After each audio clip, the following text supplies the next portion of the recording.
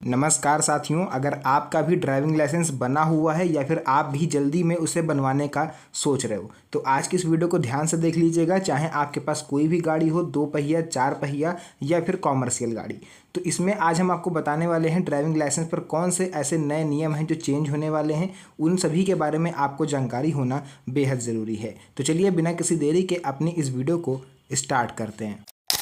यहाँ पर आप लोग पढ़ सकते हो, लिखा हुआ है डिजिटल प्रक्रिया और पारदर्शिता, यानी अब लर्निंग से लेकर परमानेंट लाइसेंस तक की पूरी प्रक्रिया ऑनलाइन हो गई है, जिससे आवेदनकर्ता घर बैठे आवेदन कर सकता है और दलाली और समय की बर्बादी से राहत मिलती है। जैसे कि अभी तक होता था, आप आरटीओ ऑफिस जाओगे लाइसेंस बनवाने के लिए तो वहाँ पर क्या होगा कि अंदर आप जा ही नहीं पाओगे, आपको बाहर ही जो इतने दलाल होते हैं वो रोक लेते हैं और रेट आपसे फिक्स करने लगते हैं कि भैया 4,000 पड़ेगा, 5,000 पड़ेगा, या कोई कोई ऐसे होते हैं जो 2,000 2,500 में भी बना देते हैं। तो ऐसे में क्या होता है कि कई बार फर्जी लाइसेंस बन जाते हैं, जिससे एक्सीडेंट का खतरा ज़्यादा होता है। ऑनलाइन आवेदन, डिजिटल दस्तावेज अपलोड और ई टेस्ट व्यवस्था से प्रक्रिया पूरी तरह से पारदर्शी रहेगी।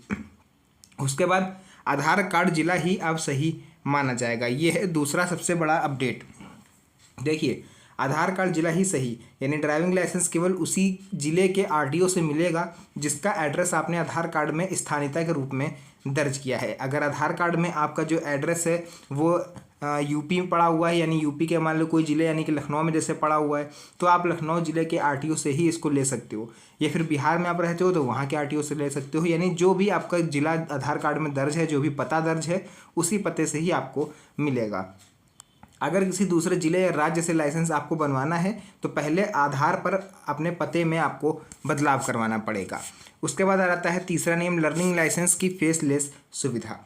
फेसलेस इस फैसिलिटी के तहत लर्निंग लाइसेंस के लिए घर बैठे साइबर कैफ़े या मोबाइल से ऑनलाइन आवेदन किया जा सकता है। अधिकतर राज्यों में ये लागू है, कुछ में जल्द ही सर्वर अपडेट के बाद ये लागू हो जाएगा।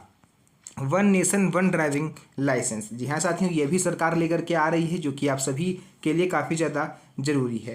पूरे देश में एक व्यक्ति का सिर्फ एक ही वैध ड्राइविंग लाइसेंस मान्य होगा। मल्टीपल लाइसेंस पर जुर्माना और सस्पेंड की कार्रवाई तय होगी। जैसे कि अभी तो आप लोग देखते हो, कॉमर्शियल जो होते हैं उनका तो अलग रहेगा ही रहेगा, और बाकी जो निजी गाड़ियाँ होती हैं उनका अलग होता है। तो इस तरह से one nation one driving licence लाया जा रहा है, यानी कि आपका जो एक लाइसेंस है वो मोटरसाइकिल में भी चलेगा, कार में भी चलेगा, और हो सकता है उसको अपडेट कर दिया जाए तो कॉमर्शियल गाड़ियों में भी वही चले। चांसेस हैं कि ये जो योजना है ये लागू हो सकती है।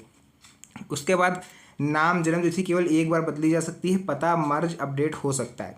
उसके बाद देखिए, यहाँ पर ट्रेनिंग सर्टिफिकेट से मिलेंगे फ़ायदे, यानी मान्यता प्राप्त प्रशिक्षण संस्थान से ट्रेनिंग लेकर उसका सर्टिफिकेट आपको प्राप्त करना होगा, तो बिना आरटीओ जाए ड्राइविंग लाइसेंस के लिए आवेदन संभव है। कॉमर्शियल लाइसेंस के लिए प्रमाणित ट्रेनिंग अनिवार्य है, जबकि प्राइवेट लाइसेंस के लिए स्वयं टेस्ट देने का विकल्प बना रहेगा। इसके अलावा मेडिकल प्रमाण पत्र भी अब जरूरी होगा, यानी 40 वर्ष से अधिक आयु वाले व्यक्तियों को लाइसेंस बनवाने या रिन्यूअल करवाने के लिए सारथी पोर्टल पर मेडिकल प्रमाण पत्र ऑनलाइन अपलोड करना होगा। इससे फर्जी मेडिकल रिपोर्ट की संभावना कम होगी और स्वास्थ्य का सत्यापन संभव हो पाएगा। कई लोग ऐसे होते हैं जो ज़्यादा शराब पीते हैं, तो इस वजह से अगर आप लोग अपना मेडिकल लगाओगे तो उसमें सब कुछ क्लियर हो जाएगा। कुछ लोग की आंखों की रोशनी कम होती है, जिस वजह से ड्राइविंग में उनको प्रॉब्लम होती है। कुछ लोग को अचानक से बीपी हाई या लो की प्रॉब्लम होती है। मतलब बहुत सी ऐसी प्रॉब्लम होती हैं जो आपकी ड्राइविंग करते समय कंसंट्रेशन पर अफेक्ट डालती हैं। मोबाइल नंबर लिंकिंग, वाहन और लाइसेंस विवरण में मोबाइल नंबर अब लिंक करना जरूरी होगा। लिंक ना करने पर आप पर आर्थिक दंड संभव है। ऑनलाइन टेस्ट और रीसीटिंग, यानी लर्निंग लाइसेंस बनवाने के लिए ट्रैफिक नियमों पर आधारित कई बहुविकल्पीय प्रश्नों की अब ऑनलाइन टेस्ट आपको देना होगा। परमानेंट लाइसेंस हेतु व्यवहार परीक्षण और वाहन संचालन क्षमता का मूल्यांकन अब ऑनलाइन रिजल्ट आधारित बनाया जा रहा है। चालान और सस्पेंशन, चालान नहीं भरने पर ड्राइविंग लाइसेंस 3 महीने तक सस्पेंड किया जा सकता है और मोटी पेनाल्टी भी लग सकती है। एसएमएस और मोबाइल नंबर लिंकिंग से चालान नोटिफिकेशन तुरंत आपके मोबाइल तक पहुंच जाएगा। लाइसेंस रिन्यूअल और रेमेडियल कोर्स, रिन्यूअल के लिए पुराने कॉमर्शियल लाइसेंस धारकों को ट्रेनिंग रेमेडियल कोर्स पूरा करना होगा। हर 5 साल बाद प्रशिक्षण संस्थान को सरकार से मान्यता पुनः रिन्यूअल करानी आवश्यक है।